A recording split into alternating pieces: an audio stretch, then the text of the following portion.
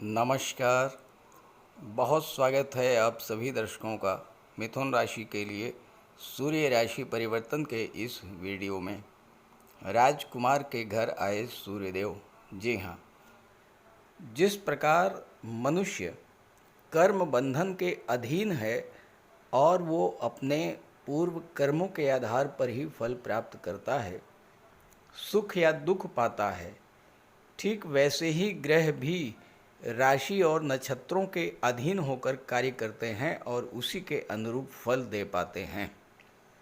ग्रहों के राजा भगवान भुवन भास्कर सूर्यदेव पिछले 5 महीनों से जिन राशियों में गोचर कर रहे थे उनमें वो असहज महसूस कर रहे थे। जो फल देना चाहते थे वो नहीं दे पा रहे थे, क्योंकि 14 जनवरी से 14 मार्च तक तो शनि की राशि मकर और कुंभ राशि में शत्रु राशि में गोचर किए। उसके बाद 14 मार्च को गुरु की राशि में आए, लेकिन वहाँ पर राहु के साथ होने से ग्रहण दोष बन गया। 14 अप्रैल से 15 मई के बीच अपनी उच्च की राशि मेष राशि में गोचर किए, लेकिन मेष राशि के स्वामी मंगल उस समय नीच की राशि में गोचर कर रहे थे, इसलिए वहाँ भी अच्छा फल नहीं दे पाए और पुनः 15 मई को शुक्र की राशि वृषभ में आ गए। तो इस तरह से पिछले 5.5 महीनों से सूर्य स्वयं में पीड़ित थे और इसलिए आपको कोई अच्छा फल नहीं दे पाए। 15 जून वो तिथि है जिसके बाद आने वाले 4 महीनों तक सूर्य आपके लिए अत्यंत श्रेष्ठ फल लेकर आ रहे हैं, क्योंकि इस समय वो अपने मित्र राशियों में गोचर करेंगे। मिथुन राशि, कर्क राशि, सिंह राशि और कन्या राशि में, और उसके बाद 17 अक्टूबर को पुनः अपनी नीच की राशि में चले जाएंगे। तो सूर्य गोचर के ये 4 महीने आपके लिए बेहद महत्वपूर्ण हैं। सूर्य मजबूत स्थिति में रहेंगे, मित्र राशि में रहेंगे और आपको वो सब कुछ देने में सक्षम होंगे जिसके कारक हैं सूर्यदेव। वर्तमान में सूर्यदेव अपने परम मित्र युवराज बुध की राशि मिथुन में गोचर कर रहे हैं और 22 जून तक बुध भी मिथुन राशि में रहेंगे। तो मिथुन राशि के जातकों पर सूर्य गोचर का क्या प्रभाव पड़ेगा, इसी का विश्लेषण करेंगे इस वीडियो में। ये विश्लेषण आपकी चंद्र राशि के आधार पर किया जा रहा है और वीडियो के अंत में मैं आपको सूर्यदेव के उपाय भी बताऊंगा। तो ये है मिथुन राशि के जातकों की कुंडली।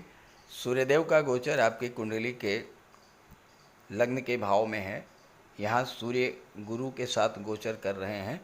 बुध भी 22 जून तक हैं। बुध 22 जून को धन भाव में आ जाएंगे।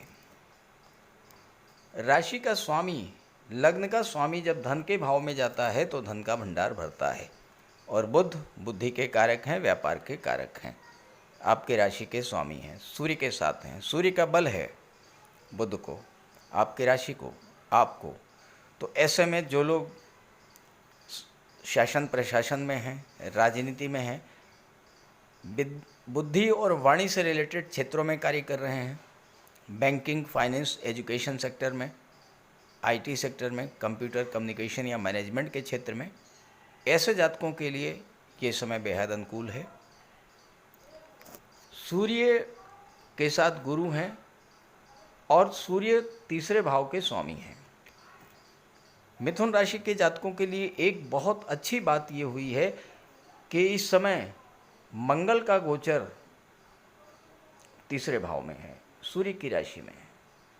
अभी तक पिछले 7.5 महीनों से 20 अक्टूबर से मंगल का गोचर आपकी कुंडली के धन भाव में था और मंगल लाभ के स्वामी थे।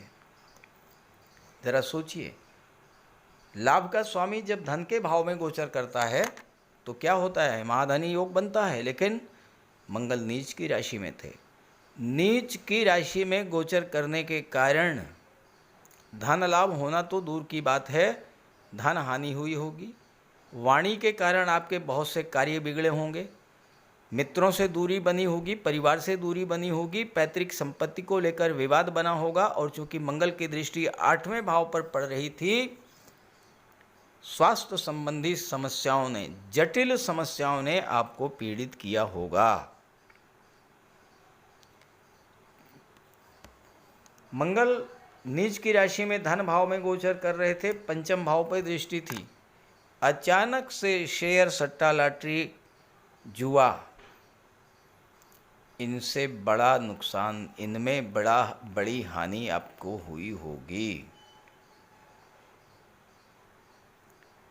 धन भाव में गोचर करते हुए मंगल की दृष्टि 8वें भाव पर पड़ी। आपके जीवन में संघर्ष बढ़े होंगे। मंगल 6ठे भाव के स्वामी होकर के नीच की राशि में गोचर कर रहे थे, चैलेंजेस बढ़े होंगे, संघर्ष बढ़ा होगा, कर्ज की स्थिति से आप जूझे होंगे, कार्य आपके बिगड़ते चले गए होंगे। लेकिन अब स्थितियां बदल चुकी हैं, क्योंकि एक तो 7.5 महीनों से मंगल आपको परेशान कर रहे थे, नीच की राशि में थे, सूर्य भी अच्छा फल नहीं दे पा रहे थे। अब बिल्कुल यू टर्न ले लिया है सूर्य ने और मंगल ने।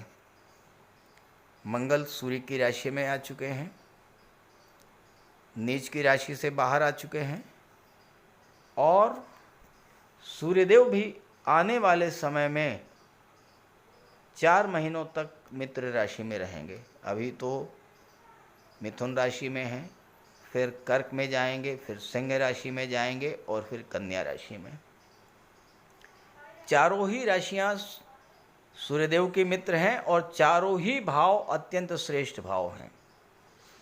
लग्न भाव धन का भाव, पराक्रम का भाव, सुख का भाव, प्रॉपर्टी का भाव, वाहन का भाव। तो आने वाले जो 4 महीने हैं, मंगल लाभ के स्वामी होकर के 3रे भाव में गोचर कर रहे हैं, पराक्रम पुरुषार्थ में वृद्धि करेंगे, आपके अंदर एक नई ऊर्जा का संचार करेंगे, भाई बहनों से आपको लाभ मिलेगा, यात्राओं से लाभ मिलेगा, भाग्य का साथ मिलेगा। और जैसे ही मंगल 4थे भाव में आ जाएंगे, 11वें के स्वामी होकर के, आपकी इच्छाएं जो अधूरी रह गई थी पिछले 7-8 महीनों से, उन इच्छाओं की पूर्ति होनी शुरू हो जाएगी। खास करके प्रॉपर्टी रिलेटेड जो भी इच्छाएं हैं, मिथुन राशि के वो जातक जो प्रॉपर्टी से संबंधित कार्य कर रहे हैं, जब मंगल 4थे भाव में आ जाएंगे, ज़बरदस्त लाभ मिलेगा रियल एस्टेट से। क्योंकि शनि आपकी कुंडली में 10म भाव में गोचर कर रहे हैं, मजबूत स्थिति में है, शनि की दृष्टि पड़ेगी 4थे भाव पर। जब मंगल 4थे भाव में आएंगे, शनि मंगल का दृष्टि संबंध बनेगा। प्रॉपर्टी का बहुत अच्छा योग, जो लोग राजनीति में हैं उनके लिए सफलता का योग, उच्च पद प्राप्त करने का योग बनेगा। और शनि तो 2.5 वर्ष तक रहेंगे। सूर्य जब अंत में सितंबर के महीने में कन्या राशि में आएंगे, सूर्य शनि का दृष्टि संबंध बनेगा। ये समय भी पॉलिटिकल क्षेत्र के लिए बहुत अच्छा रहेगा। जो लोग प्रशासनिक क्षेत्र में हैं उनके लिए बहुत अच्छा रहेगा। सूर्य जब धन भाव में आ जाएंगे तो धन की वर्षा करेंगे, डूबा हुआ धन दिलाएंगे, आकस्मिक धन लाभ कराएंगे। और वर्तमान में गुरु की दृष्टि पड़ रही है 7वें भाव पर। सूर्य की दृष्टि है 7वें भाव पर। 7वां भाव क्या है? विवाह का होता है। जो विवाह के इच्छुक हैं उनके विवाह का योग बनेगा, जो संतान के इच्छुक हैं उनको संतान की प्राप्ति होगी, जो उच्च शिक्षा प्राप्त करना चाहते हैं उनके लिए उच्च शिक्षा के द्वार खुलेंगे, व्यापार व्यवसाय की उन्नति होगी।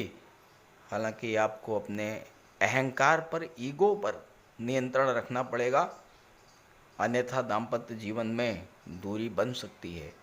आप अपनी ही बात मत रखिए ना, आप दूसरे पक्ष की बात को भी सुनिए, जीवन साथी की बात को भी सुनिए। जितना आप बोल रहे हैं उससे ज़्यादा आप सुनने की क्षमता रखिए।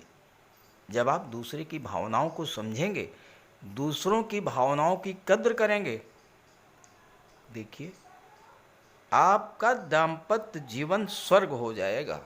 और गुरु आपको यही सिखा रहे हैं, लग्न के भाव में बैठ करके आपको यही ज्ञान दे रहे हैं कि आप दाम्पत्य जीवन को किस तरह से सुखमय बना सकते हैं।